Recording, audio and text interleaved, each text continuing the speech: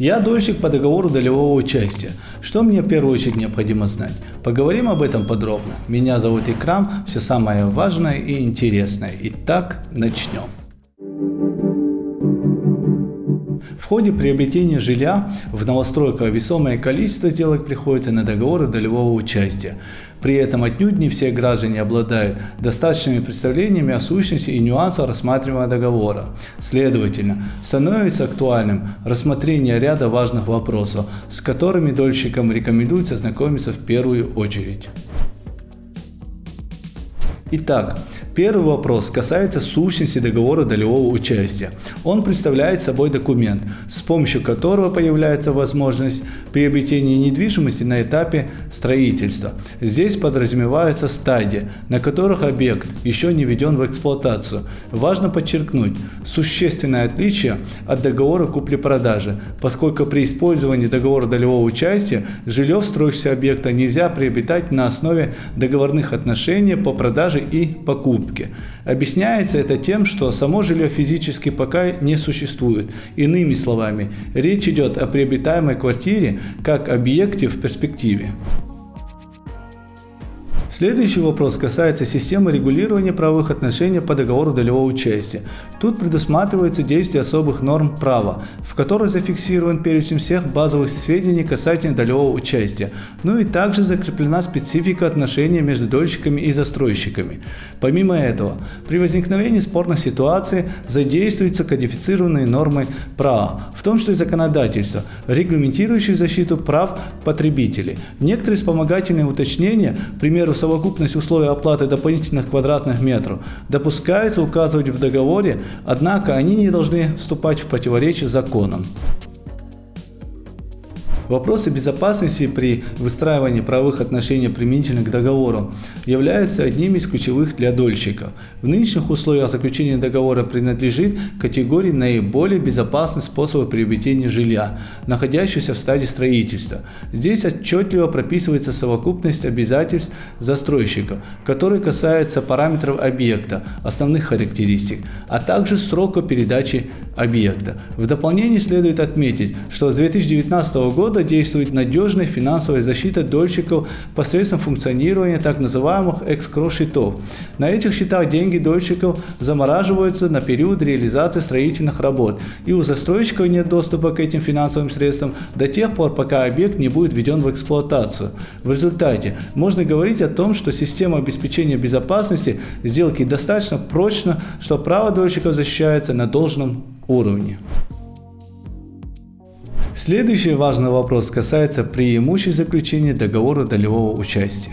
Одно из них мы уже рассмотрели – это обеспечение высокого уровня безопасности.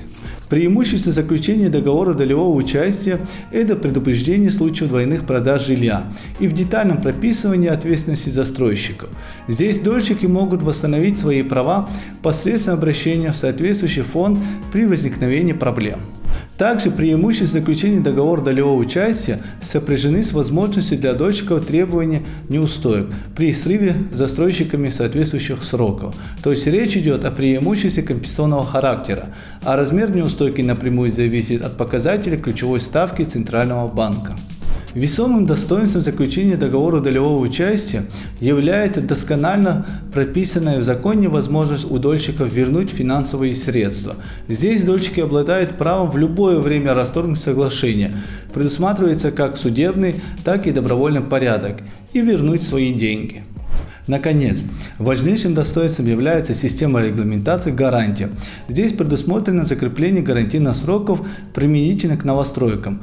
Причем дифференциация сроков проводится как в отношении самого объекта, так и касательно технологического и инженерного оборудования. Немаловажными для дольщика являются вопросы о том, какие трудности могут возникнуть. То есть речь идет о подводных камнях в заключении исполнения договора долевого участия.